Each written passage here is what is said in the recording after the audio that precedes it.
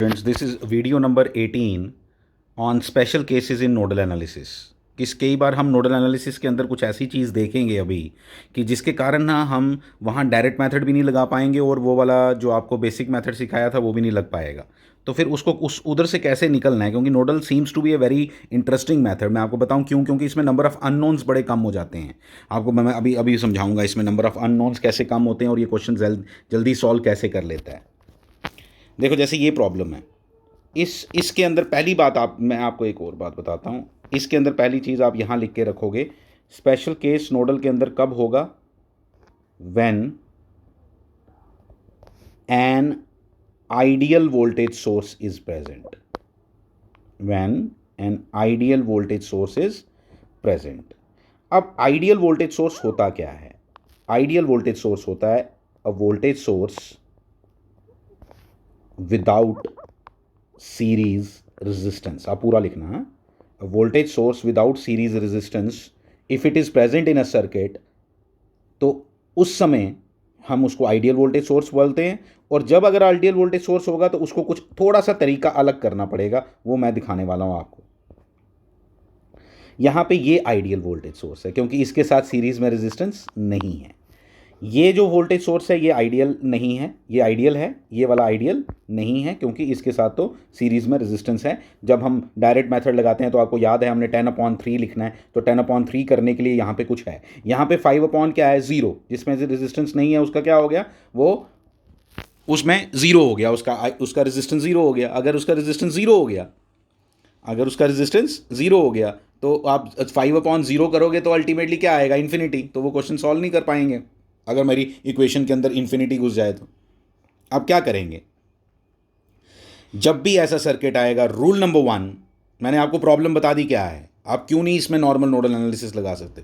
आपने इसके negative terminal वाली ये जो जंक्शन है ना, जंक्शन देखो अभी भी इसमें 4 हैं, 1 2 3 और 4। ठीक है, 4 जंक्शन का मतलब वो इक्वेशन कितनी बननी थी? 3। देखना, ध्यान से सुनना।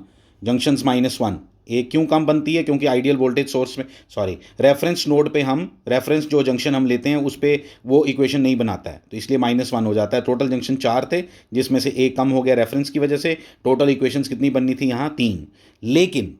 लेकिन यहाँ पे आपको बताता हूँ, यहाँ पे हम इसके नेगेटिव टर्मिनल को ले लेंगे रेफरेंस। आपको पता है ये ज़ीरो बनाने का तरीका होता है, अर्थ, दिस इज़ अर्थ। ठीक है, ये ज़ीरो बना, ज़ीरो पोटेंशियल का रिप्रेजेंटेशन है ये अर्थिंग करना। ठीक है, आप नहीं करना आपने तो आप ज़ीरो लिख सकते हो, 0 वोल्ट। ये उसकी वजह से आपको बड़े अच्छे से मालूम है, ये वाला जंक्शन 5 वोल्ट हो गया। ध्यान देना, ये अगर यहाँ रेजिस्टेंस होता तो 5 होता, बट यहाँ होता, जंक्शन 5 नहीं होता। इसलिए ये 5 होने की वजह से हमें हो गया फ़ायदा। क्या फ़ायदा हुआ? देखो मैं बताता हूँ, ये 0, ये 5, ये अननोन V1 और V2। ऐसे एक्सपेक्टेड क्या था? अगर रेजिस्टेंस होता तो नंबर ऑफ अननोन्स कितने आने थे? 3। लेकिन अब कितने आए? 2। It made the thing simpler for me. इसने मेरी चीज़ों को आसान बना दिया। ठीक है, लेकिन थोड़ी सी डायरेक्ट मेथड तो हम लगाएंगे, लेकिन थोड़ी सी चेंज है, एक चेंज है, उसको हमने देखना है कैसे। ये 5 वोल्ट का रोल है थोड़ा सा, वो क्या है मैं बताता हूँ। क्या करेंगे हम? देखो ये क्वेश्चन है, इसमें देखो मैंने जो भी बताया वो कर दिया, फिर आगे बढ़े। देखो V1 मैंने कहाँ लिखा है, क्यों लिखा है? क्योंकि ये पूरा V1 होता है, ये पूरा V1 है, ये पूरा V2 है, ये आ गया आपका रेफरेंस। ठीक है, अब देखो one of the standard problems में से हैं ये सब, ईजी नहीं है ये सब। ठीक है, तो इसलिए बहुत अच्छे से करना है इसको। अब देखो,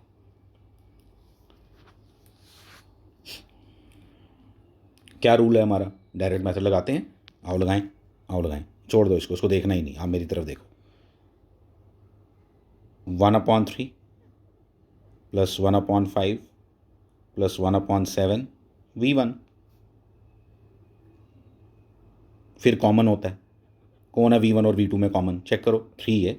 V1 और V2 में ये कॉमन है यहाँ। ठीक है, तो 3 आ गया, तो -1/3 V2 इक्वल टू, बाद में बात करेंगे। फिर -1/3 V1 प्लस वही 2 2 1 1 वाला मेथड है, कुछ नहीं है और 1/2 प्लस 1/8 प्लस 1/3 वो लिख दिया, ये लिखे हैं सब मैंने।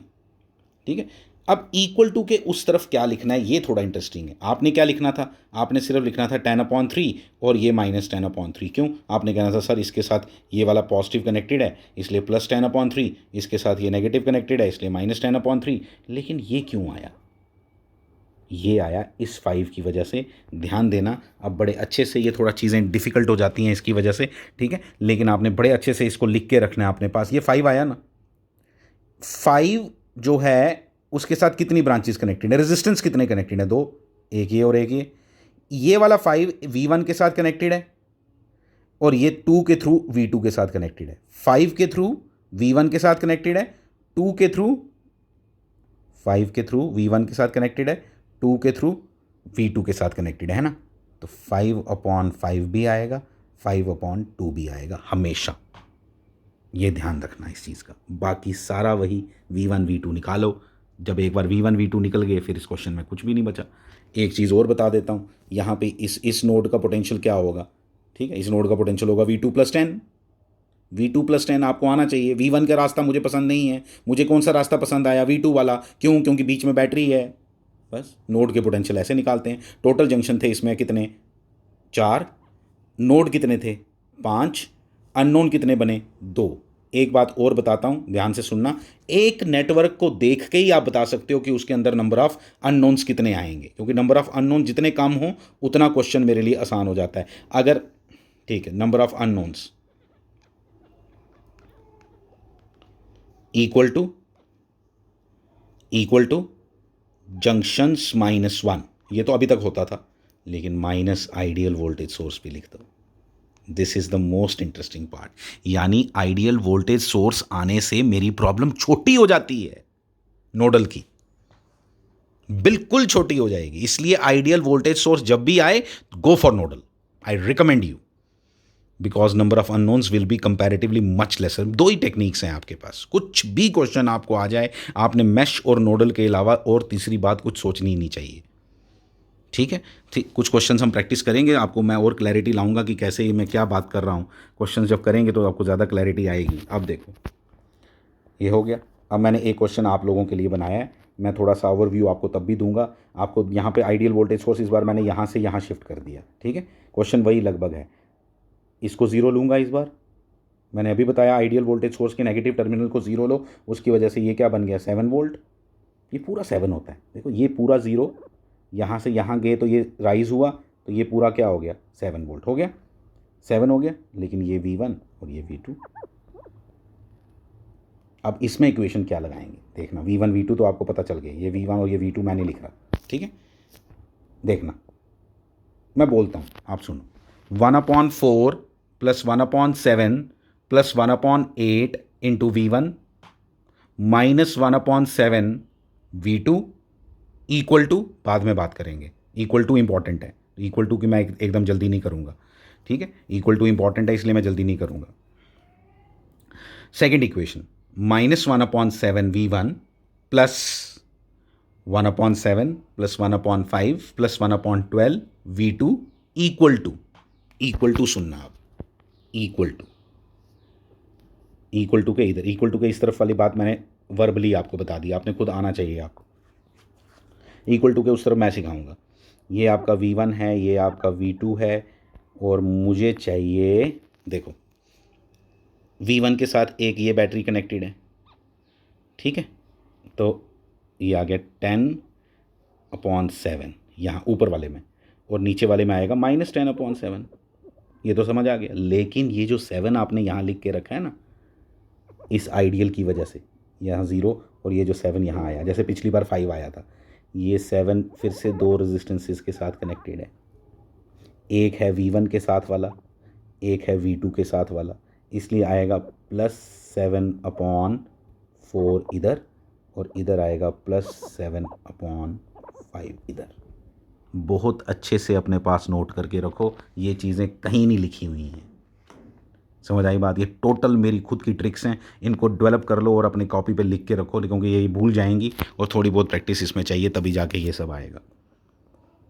Thank you very much.